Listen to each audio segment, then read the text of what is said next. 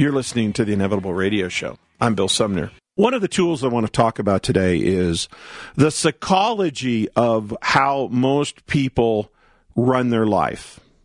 In sales, you can look at a business unit and you can look at the top people in that sales business unit. And there's a term I'm going to use, and if you're not in sales, understand these terms anyway, because for every person that says they don't like sales, they're not in sales, trust me. Whether you're selling your spouse on what movie or restaurant to go to, you're selling a boss not to fire you or to promote you, or you're actually out there in sales trying to push a product or a service to a client base, every human on this planet participates in sales. So this is a critical lesson for anybody listening. One of the most important psychologies of the top salespeople is that some salespeople are great in sales, but you've all heard this term, some salespeople are great at closing. What's the difference between sales and closing? I'll tell you one of the biggest ones. Salespeople, people that are really good at sales, one of the primary drivers, psychology drivers of a person in sales is they want the client to like them. They are driven. They will connect in ways that's ultimately really designed, first of all, so that you will like me. And as long as you like me, then I have a second rule that says you'll buy from me. So my real first psychological focus is to say, do, be, feel, create the fact that you will like me. And that, for many people, is a good salesperson. And they're liked, and they have above average success. The difference in a closer is that is not their primary driver. They do not primarily focus on, do you like me? They primarily focus on, will you buy from me? I want you to buy this from me. This product, this service, and if you're just in a family and it's whatever movie or where are we going to go this Sunday afternoon, you're a closer. You want to win.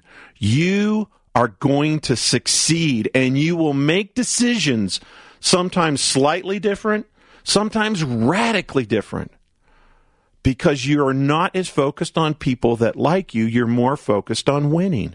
You're more focused on the close. Now, when you combine the two, if you're very good at sales and you're very good at closing, you're going to be in the top 1%, because you're going to know when to focus on having that person connect, bond, and like you, and you're going to know when to focus on it's time to go for the win. It's time to go for the close. And here's the most critical difference. You're going to know when it's time to stop wasting your effort on this particular client. Whatever the reason, that day, they're not going to buy. That cycle, they're not going to buy. Maybe they're never going to buy, so why would you spend any time if you want to be top in sales? If you want to be liked, you'll spend a lot of time with that person because they'll like the crap out of you. They'll spend a lot of time. They'll kick the tires. They'll chat. You'll talk about each other's kids and where you're going for summer vacations. You'll do all the sales 101 stuff that gets you the rapport, gets you the connection, gets you the desired psychological climactic state. But a closer knows this person is not buying from me. And as a consequence, when they know that, they're done. They'll be polite, they'll be respectful, but they're done. They're not going to waste their time because it's not about being liked. It's about winning business. Number one, biggest difference. Are you in sales or are you in closing? Good morning, Steve. Welcome to the Inevitable Radio Show. This is a very, very painful show for me. Oh, no. Like if I happen to be kind of pushing a sale, I'll make the sale and then talk the customer back out of it again. You know, I mean, I'm just doing exactly what you said, you know, just trying to be friends with them. That's way too exhausting in sales. Yes. Why do you think you need to do that? I think there's probably some self-esteem issues. You know, I want the customer to like me, and, you know, I want to be all that they expect. And, you know, the truth of the matter is, it's just the customer. And as long as you're putting across, you know, a good service, you don't have to become their friends for life. Steve, well, one thing I want you to think about, too, I'm glad that this connected to you, because it's one of the number one ways that salespeople, when they really start, deconstructing and dissecting their behaviors, they're just so much focused on this aspect. And I want you to ask yourself this question: is it more important for you to be liked by your customer, and be honest, or is it more important for them to respect you? More important to be liked. Yeah, think about that. Thank you for being honest, too, by the way. If most people were honest, it's 90% of them. The answer is it's more important to be liked than it is to be respected, because sometimes in order to be respected, you have to do things that people don't like. I wanted to tell you, I did happen to run across a closer, and this guy was a phenomenal salesman. It didn't really matter what commodity he was dealing with. He had a saying. He'd say, I'm the lion, they're the sheep, there's going to be a cloud of dust, and I'm coming out the victor. And he really believed that. And, his sales percentages were so high. Well, I guess the question of that is, and again, this is why this is a critical question, Steve, what's more important to you? If you want to be liked, you're not going to like that expression. First of all, personally, I'm not a fan of that, because I don't think I'm a lion and people out there are sheep. I think we're all lions, and unfortunately, some of the lions out there have been told their whole life they're sheep, so they walk around in sheep's clothing. They act like sheep. In fact, I call them sheeple.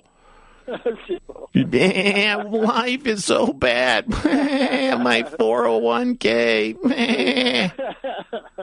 So do you kind of feel like people need to be led a little bit, like when you're doing a closing? Are they asking you to lead them into the closing? Oh, man. Brilliant question. And the answer, the answer to that question. I don't know. Yes, you do. I would think. No, stop, Steve, for a moment. Okay. Don't think. No. What's the answer to that question? Are people looking to be led? Yes. Of course they are.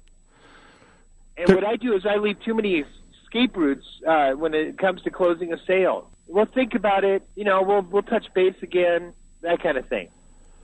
That's not you leading them. No. And my wife is a closer. She closed you. Didn't she? Yes. Yeah. And she gets so frustrated with me. You're hitting so close to home. Thank you for listening to the Inevitable Podcast. Please visit our website for more information on this extraordinary coaching system at www.theinevitableyou.com. Then, sign up for your 2-week free trial of our membership to gain access to hundreds of hours of amazing content and tools just like this. Now, back to Bill.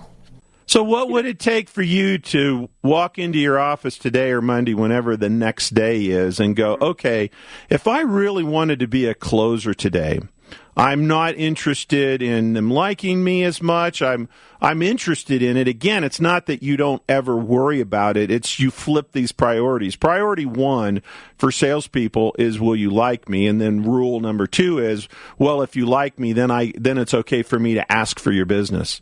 As opposed to a closer walks in and says, my product, my service is going to change your business, help your business, create an easier life for you, buy this from me. And then they worry about whether you are liked, whether they are liked second. What would it take for you to show up on Monday morning as a closer? It's basically listening to your show. It really hits home. I got to just tell you this one example. It just happened to me. I had this old lady call me. I'm in the flooring business. And she's up in her 80s, and she left me the cutest message, But she was being very, serious about what her needs were and what she wanted. So I called her up, and I said, boy, you left me the cutest message. And she goes, what do you mean, cute message? It just kind of came back to me that she didn't see herself as cute at all. She just, wanted to state the facts of what she needed and somebody to come over and provide them to her, Does that make sense? It absolutely does. And you can turn that around in a second. Whenever you get that cue that a customer doesn't like what was a very genuine moment for you, Right. You don't react to, oh my God, they're not going to like me now. You react to your truth, which is, oh, well, cute to me means you had great energy. I loved listening to your message. You're a very powerful woman. Do you know how powerful you are? Do you know how great you came across in that voicemail? I just don't get a lot of powerful people leaving me voicemails like that. So maybe cute was my word. Maybe that wasn't the right word. And you turn them. Well, I think to answer your question, I am going to turn it around and try to become a closer and go for respect rather than being their friend. And in that space, dude, everything begins to change. And again, feel great about the floor that you're doing. Feel great about the service or product that you're selling. And well, I don't think that your floor or this floor is cheap or whatever. It's like, I feel great. I've got an incredible product. I'm an incredible sales guy. I'm here to create magic.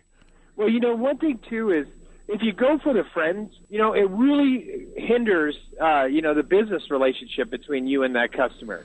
Say, for example, if something deteriorates in that relationship, you really get your feelings hurt. You're going, I thought you were my friend, Absolutely. So, again, salespeople are, do you like me first? Can I close you second? When you change to I'm a closer, meaning will you buy from me first and like me second?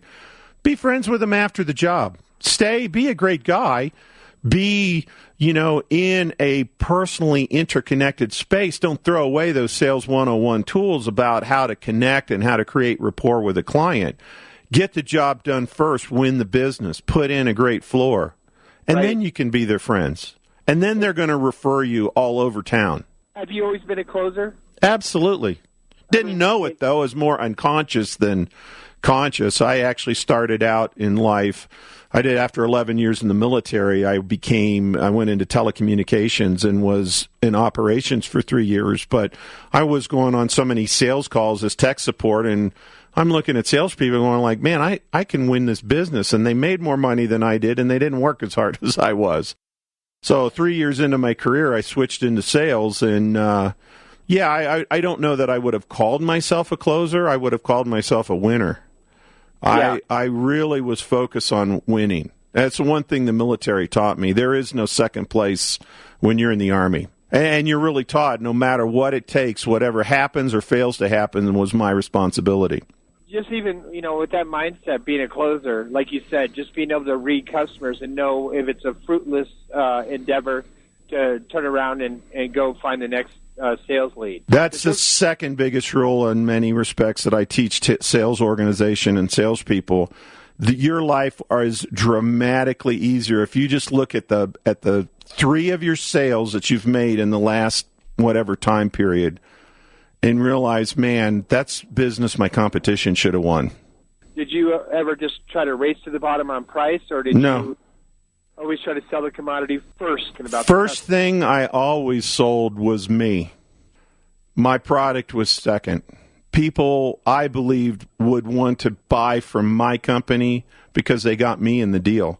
Now, some people call that arrogance. I call it quiet confidence. I wasn't like boastful or in your face about it, but I was very direct. I'd look somebody in the eye and go, the best part of this deal is you get me because I'm going to make sure that this works for you better than anybody on the planet has ever worked for you to make this deal work for you.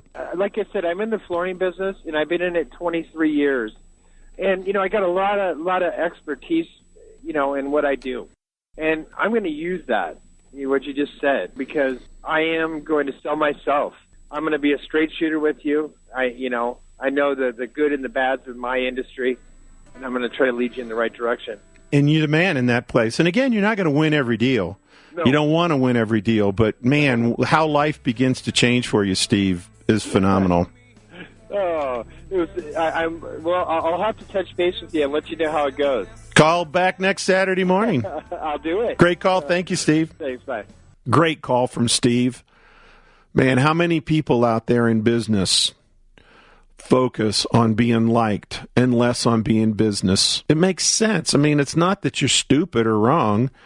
The underlying fundamental belief is that if people like me, they'll buy from me. But closers don't focus that way. Change, modify slightly. And if you struggle with, Steve was a very honest man, self-esteem, was a driver. And sometimes to try and take sales tools and do something different is a real challenge because the underlying fundamental drivers. So, for example, had you got a sales seminar last week in your business and had gotten incredible closing tools, you wouldn't have used them. Or you wouldn't have used them until after you ensured that people like you. Because your bigger driver would be, please like me. And the word really is like. It's not even respect. Because if the word is respect, that's different. So understanding what your drivers are, what's psychologically creating your success. It is such an incredible time on this planet. Is your roller coaster going up? Is your arms up? You ready to scream because you know you're dropping down on the other side? Or are you screaming to get off the roller coaster? Terrified. Life's been a little roller coaster with this economic chaos and some of the turmoil and looking at your 401k and some of your retirement accounts and things that you have and a life that you believed was a certain way when you were 100% or 120% loan to value. That roller coaster you could handle in the late 90s or in 2004. Now it's like, oh, crap. This is a bigger roller coaster than I asked for. I want off. Or are you on a biggest roller coaster you've ever been, scared but laughing about it, big smile on your face? That's where we create heroes. And remember, your kids are watching. People around you are watching. Your clients are watching, learning about you, learning about themselves. They feel better because you came into their lives. If you're a businessman or a businesswoman, people feel better because you came into their life. Or did you hook their fear, their anxiety, or did their fear and anxiety hook you?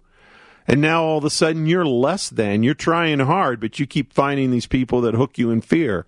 And you listen to the show on a Saturday morning, the Inevitable Radio Show. Why? Because you are inevitable and go, I'm inevitably going to crash is what I am. Or that's what I'm afraid of. Can you find your greatness? Do you know how to hook there? It is teachable. It's a recipe. It's a strategy. It is about the greatest version of you, finding the greatest version of you, embracing what that means because, oh, baby, that is a crazy roller coaster. And when you get on the greatest version of you roller coaster, it is insane. Insanely fun, insanely crazy, insanely scary, and insanely rewarding. And when you do it, remember this. Your kids can get on their roller coaster and laugh too. If you can't do this now, no matter how much support, resources, love, and service you give them, they will grow up and be like you. They'll be a great parent. They will love their child. They will give them resources, support, and everything. But they're going to be terrified of their life and their roller coasters, and you know they're coming. It's cyclical. We'll have 10 years of good living, and then we have a couple of years of crap, or we have a couple of years of crap and 2 or 3 years of good living. Life is a roller coaster. How are you on yours? Are you screaming with fear or screaming with joy? Are you focused on how to win, how to succeed with dignity, with respect, with greatness, with love? To be a winner doesn't mean you have to be arrogant or in your face. It just means you have to be real. You have to be you. Every one of you, as Steve said, lions, not lions and sheep. Thank you for listening to the Inevitable Podcast. Please visit our website for more information on this extraordinary coaching system at www.theinevitableyou.com. Then, sign up for your 2-week free trial of our membership to gain access to hundreds of hours of amazing content and tools just like this.